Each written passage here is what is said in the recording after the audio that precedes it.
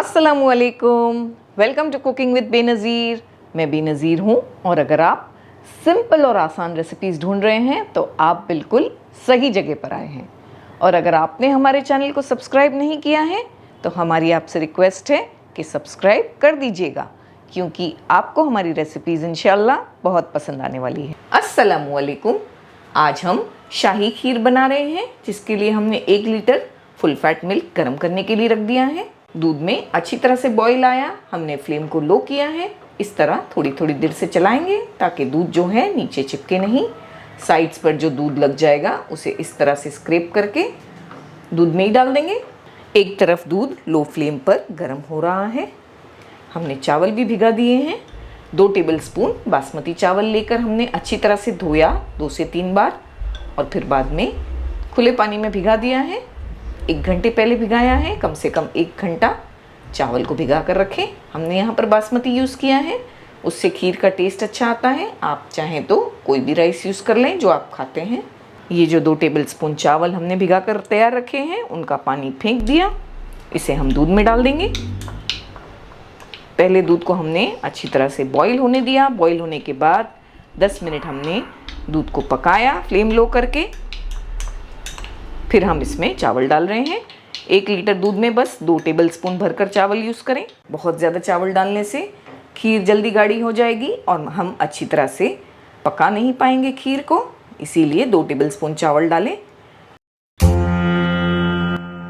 Cooking with Benazir, सिर्फ जायका नहीं जज्बात भी। फ्लेम को लो टू मीडियम रखें और थोड़ी थोड़ी देर से चलाते रहें जब तक चावल पककर सॉफ्ट नहीं हो जाते। हमें इसमें 10 से 15 मिनट आराम से लग जाएंगे। 15 से 20 मिनट तक हमने बहुत अच्छी तरह लो फ्लेम पर पकने दिया दूध और चावल को। जितना हम लो फ्लेम पर खीर को बनाएंगे उतनी ही वो टेस्टी और क्रीमी बनकर तैयार होगी। तो थोड़ा पेशेंस के साथ लो फ्लेम पर पकने दें चावल और दूध को साथ में। 15 से 20 मिनट हो गए हैं और चावल हमारे अच्छी तरह से पक गए हैं, तैयार हो गए हैं। हम इसमें मिल्क पाउडर डालेंगे। हम शाही खीर बना रहे हैं तो थोड़ा थोड़ा मिल्क पाउडर भी डालेंगे और मिक्स करते जाएंगे। थोड़ा थोड़ा डालेंगे और एक विस्क की मदद से इस तरह विस्क करेंगे। आप अगर मिल्क पाउडर नहीं डालना चाहते तो आप मावा भी डाल सकते हैं। आधा कप मावा डाल सकते हैं ये पॉइंट पे और इस तरह से मिक्स कर सकते हैं डालकर। आधा कप मिल्क पाउडर डाल दिया हमने, तकरीबन 70 ग्राम होगा। उससे हमारी फिरनी बहुत ही क्रीमी बनेगी। इस तरह थोड़ा चलाएंगे तो चावल भी मैश हो जाएंगे और साथ में मिल्क पाउडर के लम्स भी नहीं बनेंगे। मिल्क पाउडर डालकर अच्छी तरह से हमने विस्क कर लिया।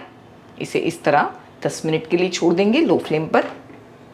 बीच में इस तरह चलाते रहेंगे, 2 से 3 बार चलाएंगे भी। 10 से 12 मिनट तक हमने खीर को पकाया। माशाल्लाह बहुत अच्छी तरह खीर गाढ़ी हो गई है। खीर को जब आप पकाएं तो बहुत ज़्यादा गाढ़ा ना कर दें, क्योंकि ठंडी होने के बाद भी बहुत गाढ़ी होती है। अब इसमें शक्कर डालने की बारी आ गई। एक पैन में हम शक्कर ले लेंगे। हम तकरीबन 3 टेबलस्पून शक्कर लेंगे। इस रेसिपी में हम 6 टेबलस्पून शक्कर यूज़ करेंगे। उसमें से अभी हमने 3 टेबलस्पून पैन में डाल दी है। फ्लेम को हमने ऑन करके लो पे रख दिया है। लो फ्लेम पर इस तरह हम शक्कर को कैरामलाइज करेंगे। एक चीज़ का ध्यान रखना है कि शक्कर को ब्लैक नहीं होने देना है। बस जब इसका डीप गोल्डन कलर आएगा, जैसे कि आप देख सकते हैं आ गया है, हम फ्लेम को बंद कर देंगे। इसे हम पोर कर देंगे खीर पर। शक्कर को कैरामलाइज करके डालने से एक तो इसका फ्लेवर अच्छा आता है और कलर भी बड़ा प्यारा आता है। पर ख्याल रखें शक्कर को ब्लैक ना होने दें, वरना खीर कड़वी भी हो सकती है। तो इसका अच्छा सा गोल्डन कलर आए तब फ्लेम को बंद कर दें और इसमें डाल दें। इसमें हमें शक्कर के पीसेस दिख रहे हैं। थोड़ी देर में ये पिघल जाएंगे। साथ में हम इसमें वो शक्कर भी डाल देंगे जो हमने अलग से रखे थे, 3 टेबलस्पून। थोड़े ड्राई फ्रूट्स डालेंगे जिसमें हमने बादाम, काजू और पिस्ते चॉप करके रखे हैं। इसकी जो क्वांटिटी है ये आप पर डिपेंड होती है, आप जितनी चाहें उतनी डालें। साथ में इलायची पाउडर डालेंगे 1/4 टीस्पून के करीब। हम इसमें रोज़ एसेंस डाल रहे हैं, बस 2 से 3 बूंद। आप चाहें तो रोज़ एसेंस के बदली केसर भी इस्तेमाल कर सकते हैं। थोड़े से केसर को भिगा दें दूध में और फिर ये पॉइंट पर उसमें डाल दें। सारी चीज़ों को हम अच्छी तरह से मिलाएंगे, शक्कर को मेल्ट होने देंगे। हमने इस रेसिपी में तकरीबन 6 टेबलस्पून शक्कर यूज़ की है, आधा कप से थोड़ी कम। आप ज़्यादा मीठा पसंद करते हैं तो आप आधा कप पूरी ले सकते हैं शक्कर, और अगर कम पसंद करते हैं तो उससे भी कम यूज़ करें। बस चलाते हुए 3 से 4 मिनट पकाएंगे, शक्कर को अच्छी तरह से मेल्ट होने देंगे। 3 से 4 मिनट हो गए हैं, माशाल्लाह कलर ज़बरदस्त आया है, खुशबू बहुत अच्छी आ रही है और इसकी कंसिस्टेंसी आप देख सकते हैं। हमने बहुत ज़्यादा गाढ़ी नहीं बना दी, वरना ठंडी होने के बाद ये और भी गाढ़ी हो जाती है।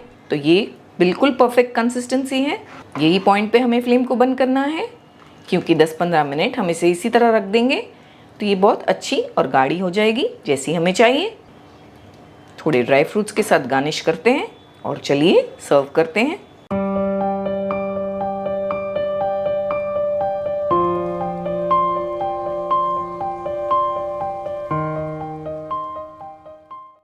Sorry for the interruption. हम सिर्फ ये जानने के लिए बेताब हैं कि आपको हमारी रेसिपी कैसी लग रही है। अगर आप हमारी रेसिपी के बारे में कुछ जानना चाहते हैं या कोई और रेसिपी देखना चाहते हैं तो हमें ज़रूर बताइएगा। चलिए आगे बढ़ते हैं। फिरनी बनाने के लिए सबसे पहले हम एक बोल में ले लेंगे आधा कप मिल्क पाउडर, आधा कप चावल का आटा, 1 टेबलस्पून कस्टर्ड पाउडर। इन सारी चीज़ों को हम दूध ऐड करके इसका एक पेस्ट बना लेंगे। हम इसे रेडी करके तैयार रखेंगे। आइए तब तक हम मिल्क बॉईल कर लेते हैं। हमने 1.5 लीटर मिल्क ले लिया है, इसे हमने बॉईल करने रखा है। हम इसे 10 से 15 मिनट तक अच्छी तरह पका लेंगे। पहले दूध को हमने अच्छी तरह से पका लिया है। अब हम इसमें ऐड कर देंगे 1 कप शक्कर। अच्छी तरह से हम इसे मिक्स कर लेंगे। फ्लेम को अभी मैंने हाई रखा है। शक्कर को हम मेल्ट होने देंगे। शक्कर अच्छी तरह से मेल्ट हो गई है।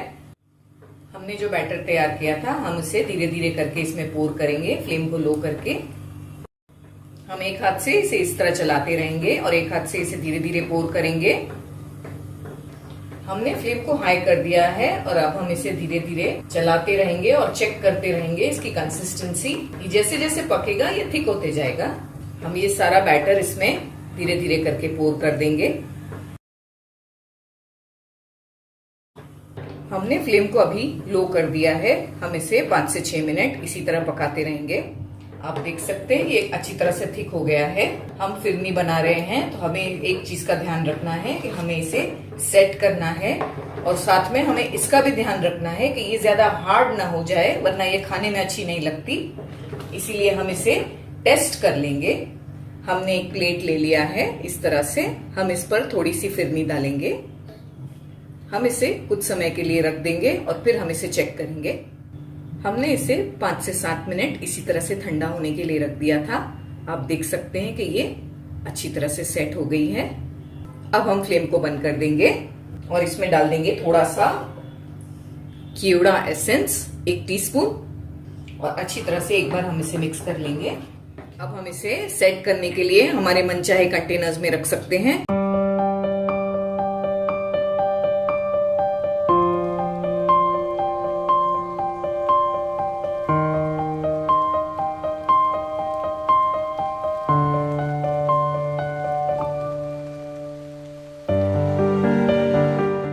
उम्मीद करती हूँ आपको हमारी रेसिपी पसंद आई होगी।